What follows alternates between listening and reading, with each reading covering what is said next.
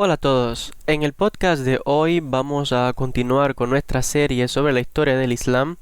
Como pueden notar, hacía ya algunos días que no hacía algún podcast, también no sé si se puede notar por mi voz, estoy un poco resfriado y debido a ello pues no había podido hacer más vídeos o material histórico relacionado con el canal. Pero ya estoy un poquito mejor, así que hoy vamos a hacer este podcast un poco corto, pero interesante como siempre, de manera histórica, respetuosa, pero siempre aclarando los puntos importantes de manera crítica y mostrando también las diferentes variantes, opiniones académicas en cuanto a los diferentes temas de materia. Y en este sentido, hoy vamos a hablar sobre tres temas importantes, uno sobre la Meca, la Kaaba y el Zamzam. Vamos a explicar qué son estos términos dentro de la historia del Islam. Meca, pues, es una ciudad en Arabia y en este sentido es el lugar de nacimiento del profeta del Islam, Muhammad. Meca fue un centro religioso importante antes de la aparición del Islam por mucho tiempo. De hecho, era el centro principal del politeísmo en la región. Allí se celebraban muchos rituales religiosos, había festivales que se celebraban allí, y en el centro del pueblo había una estructura de basalto, de piedra, de color negra, llamada la Kaaba, o en árabe Kaaba, que significa simplemente cubo, por la forma que tiene. Es una forma de cubo, media cuadrada, y de ahí el nombre que tiene. Dentro de la Kaaba, pues en aquella época había, estamos hablando antes del Islam, pues había muchas figurillas, imágenes, ídolos que representaban a los dioses de las diferentes tribus de la península arábiga, los diferentes panteones de las diferentes tribus. Y además, por la ciudad de la Meca, habían diferentes sitios y pilares con imágenes por diferentes cerca de esta zona, donde se protegían o eran los límites del pueblo, y en esta zona específica llamada Haram, porque era una zona prohibida o sagrada en este sentido. Por tanto, las personas de toda la península arábiga y de otros territorios venían, ¿no?, a la Meca durante periodos al año específicos para, en este caso, rendir tributo a sus ídolos, a sus imágenes, y además venían a comerciar en la ciudad. De hecho, había peregrinación a la Kaaba allí en la Meca, y cada tribu del árabe venía allí y dentro estaban todas esas estatuillas con sus dioses y venían a rendir tributo a sus dioses del panteón de la familia por muchas generaciones. O sea que esto de hacer un peregrinaje a la Kaaba y de un centro de adoración, etcétera, no es algo que lo instauró el Islam, sino que estaba muchísimo tiempo antes. Aunque también hay que hablar un poquito de la historia, de cómo se construyó y todas las historias míticas, aunque para el creyente por supuesto son verídicas, pero vamos también a ahondar un poquito en esos detalles, porque no hay una sola explicación de cómo se construyó la Kaaba y de la estructura, etcétera, sino que hay diferentes interpretaciones que han sido explicadas por los diferentes exégetas y expertos en la ley islámica, historiadores musulmanes. En este sentido, cerca de la Kaaba, pues se encuentra un manantial llamado Zamzam, que de hecho tiene ese nombre porque es el ruido que produce el agua, ¿no?, que va saliendo.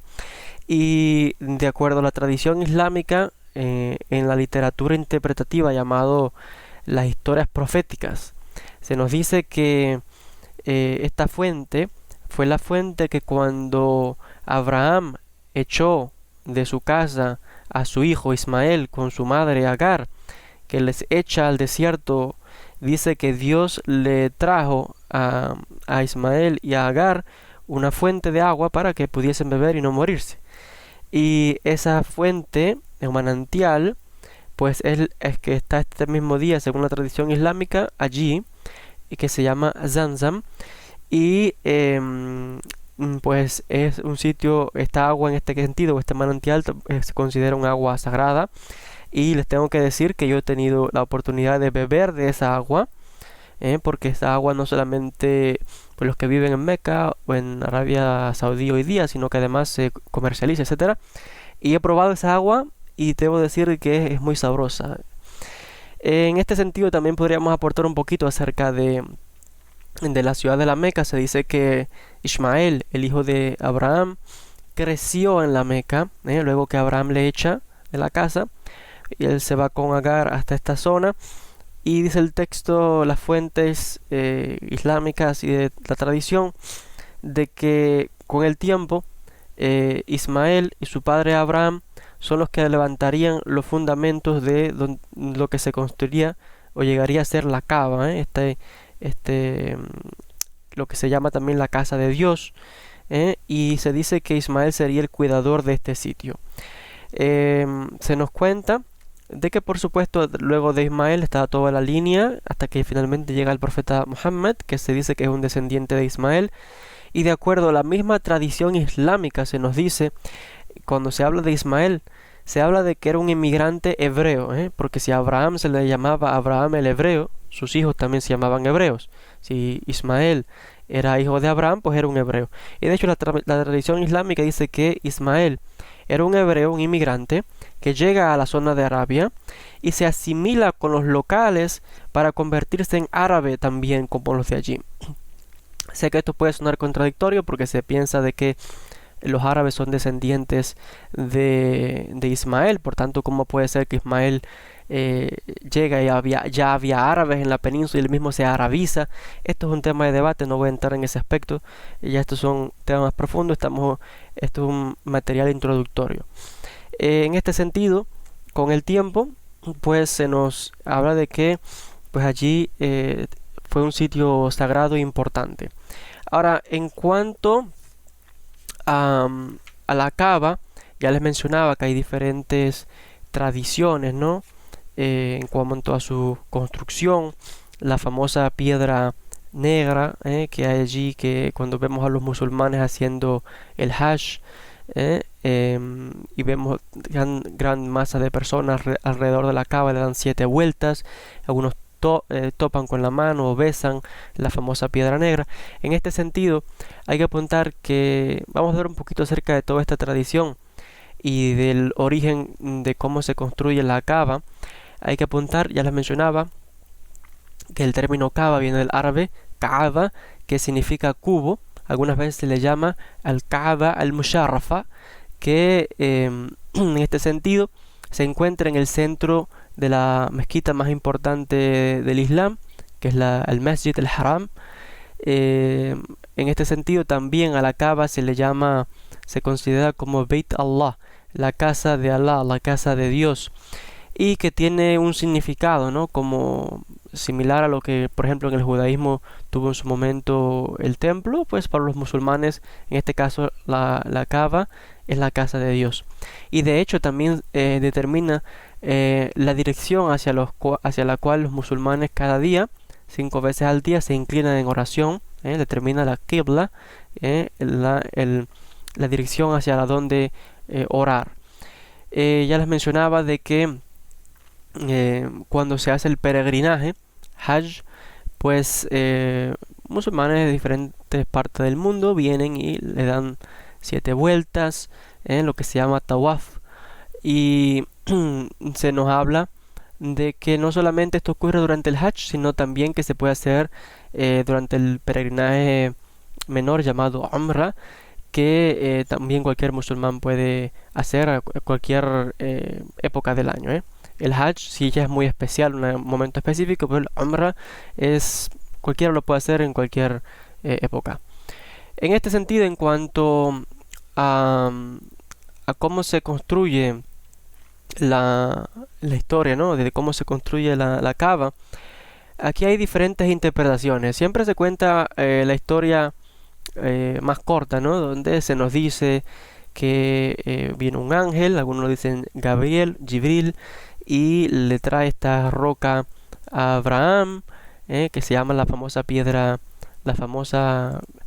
negra, que en árabe es al-Hajar o al-Aswad, que se nos dice que también allí se marcaba el sitio donde se le indica a Abraham y a Ismael de construir una casa para Dios, etcétera, etcétera. Pero hay una tradición más antigua que nos habla, ¿no? Viene por el famoso historiador y experto en la ley islámica Ismail ibn Kathir. Él nos cuenta, el famoso comentarista del Corán, nos cuenta una de esta tradición que dice que este sitio donde está la Kaaba, pues era un sitio de adoración de los ángeles antes de la creación del hombre. Luego, una casa de adoración fue construida en ese mismo lugar por Adán y Eva, y se dice de que cayó una piedra del Jannah, del paraíso, para marcar el sitio donde se debía construir la casa de Dios, ¿no? Y que Adán y Eva construyen ahí esta casa, pero cuando el diluvio de Noé se pierde todo. Y finalmente Abraham e Ismael son los que como que reconstruyen, ¿no? Esta casa de Dios allí. Según Ibn Kathir, él descarta la primera tradición, porque la ve un poco débil. Hay otros que la aceptan, no entramos en esos debates. El hecho es de que también es cierto que presenta un problema, porque si la piedra cae durante la época de Adán y Eva para marcar el sitio donde se debía construir la Kaaba o la casa de Dios, y con el diluvio se pierde todo, ¿cómo dice la tradición luego que un ángel le trae la piedra a Abraham? ¿La piedra se la trajeron a Adán y Eva o se la traen a Abraham o a los dos? Ese no es el punto. Sea como sea, hay dos diferentes tradiciones y estos se debaten por los historiadores, ya les mencionaba, como Ibn Kathir, aunque él sigue la narración de Ali ibn Abi Talib.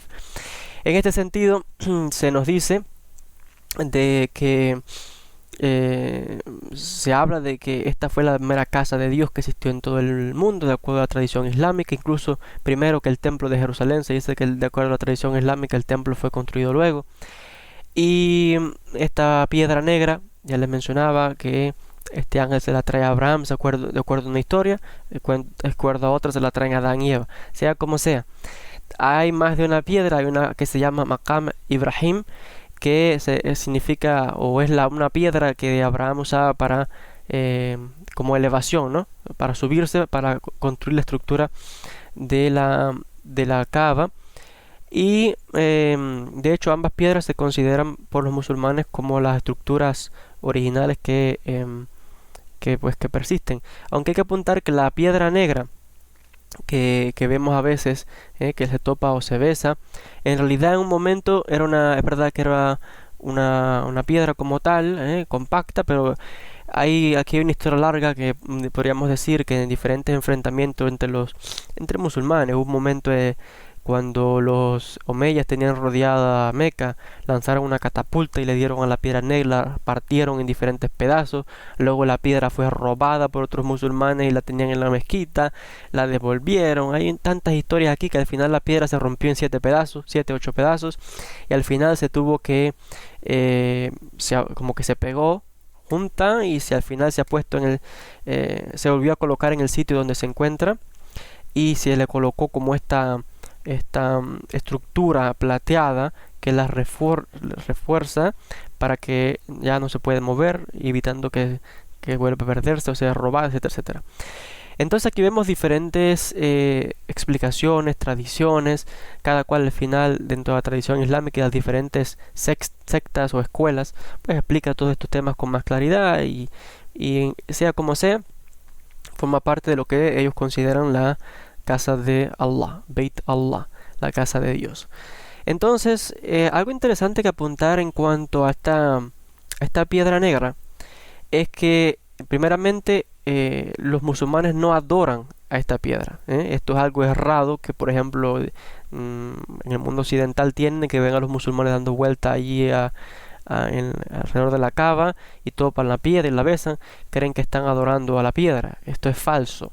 Ahora, sí es cierto que antes del Islam, la tradición antes del Islam, pues sí adoraban esta piedra, y de hecho tenemos evidencia de que como además allí había multiplicidad de dioses, ídolos, pues de hecho la Cava llegó un momento en que aquello fue tan corrupto que llegó a convertirse, ya mencioné, en un sitio de ídolos, y que además habían allí rituales de fertilidad, y la piedra esta se hacía igual, se le daba la vuelta allí a se hacía el peregrinaje, se topaba, se besaba, y llegó un momento en que la gente daba vuelta al sitio desnuda, los hombres desnudos y las mujeres semidesnudas, y bueno, aquello era tremendo. Por eso es que se dice que cuando Mohammed llega, lo que hace es eliminar toda aquella corrupción y restaurar, en este caso, el monoteísmo que él consideraba, o sea, según la tradición islámica, pues se había perdido cuando los descendientes de Ismael se hacen politeístas y abandonan el monoteísmo. Se nos dice algo muy interesante, y aquí voy a citar de un libro. Voy a citar del libro del arabista español Miguel Cruz Hernández. Tiene un libro que se llama La filosofía árabe. En su página 2 explica lo siguiente, y dice así, hablando acerca de la religión que había en la península arábiga antes del Islam. Dice lo siguiente: su religión era extremadamente simple. Dice, adoraban a los betilos, piedras llovidas del cielo donde residía la divinidad, como la célebre Kaaba de la Meca o el Maqam Ibrahim, que, según los árabes, sirvió de cómodo andamio para que Abraham edificase el templo, este templo allí en la Meca, ¿no? Y junto a ellos se adoraba un primitivo panteón de dioses. Dice, semejante a las divinidades de otros pueblos semitas, entre los que aparecen algunos grupos de 3 dioses que recuerdan la Trinidad babilónica y la célebre diosa Lat. Sus ritos, en parte incorporados por el Islam, eran la procesión, la peregrinación, ceremonias peculiares, algunas de las cuales aún se conservan en la Meca. Entonces es interesante apuntar que según este arabista, y no solamente él, hay muchísima más evidencia, pues desde tiempos preislámicos, al parecer las tribus arábicas tenían esta extraña costumbre, ¿no?, de adorar a estas piedras, que de hecho, tal y como dice la tradición islámica, marcó allí el sitio donde se debía construir la Kaaba o la casa de Dios. De hecho, en la tradición, mucho antes, había otros sitios de adoración por toda la península arábiga, donde piedras realmente marcaban un sitio sagrado. Por tanto, cuando encontramos esta piedra aquí no es extraño, porque otra vez estamos viendo que es la tradición preislámica que luego se incorpora en el Islam a través de cientos de años. Y no es algo únicamente de la península arábiga. Sabemos, por ejemplo, que los griegos adoraban una piedra negra también, un meteorito que había caído, y lo habían puesto en el templo de Artemisa, y era similar, ¿no?, a lo que luego pues tendríamos en la península arábiga, con estas piedras o meteoritos que caían del cielo y marcaban sitios sagrados, o se consideraban que como venían del cielo, pues se consideraban sagrados, ¿no? Y luego una historia similar, lo que ocurre antes del Islam, y cómo el Islam no lo elimina esta tradición, sino que la incorpora y la explica. Ya hemos explicado los diferentes orígenes. Por supuesto, esto no suena muy bonito a los oídos de un musulmán, pero repito otra vez, solamente estoy exponiendo los diferentes postulados de los diferentes académicos, las diferentes explicaciones. El creyente, por supuesto, acepta su tradición, y se le respeta su creencia. Pero como académicos tenemos la obligación de explicar las diferentes posturas, las diferentes tradiciones que tenemos antes del Islam, durante el Islam y la época presente. En este sentido, hay que apuntar de que ya les mencionaba, de hecho, que tanto en el templo de Artemisa, estas piedras que o esta piedra negra que se asociaban como en cuanto a ritos de fertilidad. Ya les mencionaba que de hecho tenemos eso en la Kaaba, ¿no? Y estos ritos de fertilidad que había antes del Islam. Antes del Islam, ya mencionaba, donde había tal degradación que los hombres se paseaban alrededor desnudos y las mujeres que se semidesnudas, era tremendo, ¿no? Hasta que cuando llega el Islam, acaba con todos aquellos ídolos, elimina todo aquello, y como que ya les mencionó que, de acuerdo a la tradición, como que el Islam viene a restaurar el monoteísmo y elimina todo aquello. Pues hasta aquí entonces con este podcast donde hemos explicado un poquito de forma breve, no hemos sido tan exhaustivo porque requeriría un curso más profundo en cuanto a la Meca, la Kaaba y el Zamzam, o esta fuente que de acuerdo a la leyenda o la tradición islámica es la fuente que pues Dios provee de agua para salvar a Ismael y Agar. Hasta aquí entonces con este podcast. Gracias a todos por la atención y hasta un próximo encuentro.